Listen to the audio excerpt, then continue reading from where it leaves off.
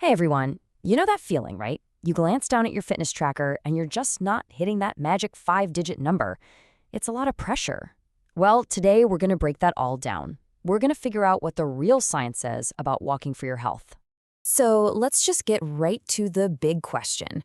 Do you really need to walk 10,000 steps every single day? Is that the golden rule, backed by solid evidence?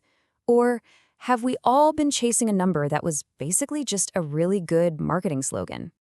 To get to the bottom of this, we've got to go back to the beginning. Let's uncover the really surprising origin story of the whole 10,000-step myth. I mean, you think a number that influential, that's everywhere, would come from years of serious scientific research, right? From a big consensus of health experts? Well, nope, that's not what happened. Not even close. The real story is way different. Believe it or not, the 10,000-step goals started out in the 1960s as a marketing campaign in Japan for a pedometer. That's it. It was just a catchy slogan, not a scientific standard. It sounded good, it was easy to remember, and it just stuck. But a good slogan doesn't automatically make it good science. And finding the right goal really matters. The World Health Organization estimates that as many as 5 million deaths every year could be avoided if we were all just a little more active. So let's find a target that's not just catchy, but one that's actually effective. Okay, so if 10,000 is just a myth, what is the right number? Let's throw out the marketing and dig into the actual data to find our real sweet spot.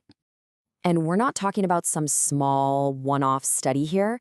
Researchers pulled together data from 15 different studies. We're talking almost 50,000 people across 4 continents. This gives us a much more reliable, much more nuanced picture of how walking really impacts our longevity. And here it is, the key finding. The health benefits from walking tend to level off at different points depending on your age. For adults 60 and over, the sweet spot is right around 6,000 to 8,000 steps. For younger adults, under 60, it's a bit higher, more like 8,000 to 10,000. So it turns out that old marketing slogan wasn't completely wrong, it was just incomplete. You know, this quote from the study's author, Amanda Paluch, just says it all. The goal isn't to get obsessed with one magic number. The most important thing is just to move a little more than you are now, especially if you're not very active to begin with. Every extra step is a win. But wait, there's another really important piece to this puzzle. It's not just about the number of steps you take. The quality of those steps, how fast you're walking, might be even more critical. Let's talk about the power of pace. So, a study from Vanderbilt University Medical Center looked at this exact idea. They examined the impact of just 15 minutes of walking a day. But there was one important catch. It had to be fast walking. And the results were pretty stunning. Just that short 15-minute brisk walk was linked to a nearly 20% reduction in total mortality. Think about that for a second. That's a huge health benefit for a tiny investment of your time. The takeaway here is so clear. Picking up the pace makes a massive difference. It gets your heart working more efficiently, it helps lower risks like high blood pressure and cholesterol, and it's a direct counterattack against the #1 cause of death in the US, which is cardiovascular disease. In fact, your walking pace is so significant, so telling, that some researchers believe it reveals something really profound about our health. It's not just exercise, it could actually be a window into our future. Just look at this data from a major analysis in the journal JAMA. For seniors, gait speed, that's just how fast you naturally walk, is a remarkable predictor of life expectancy. A speed of about 0.8 meters per second lines up with the median life expectancy. But speeds over 1.2 meters per second, that was associated with longer than average, sometimes even exceptional survival. This is such a powerful idea.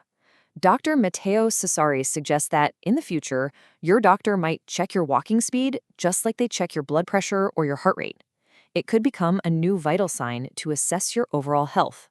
How you walk is truly a reflection of your vitality. So we've busted the myth, we've looked at the real science, and we've explored the incredible power of pace.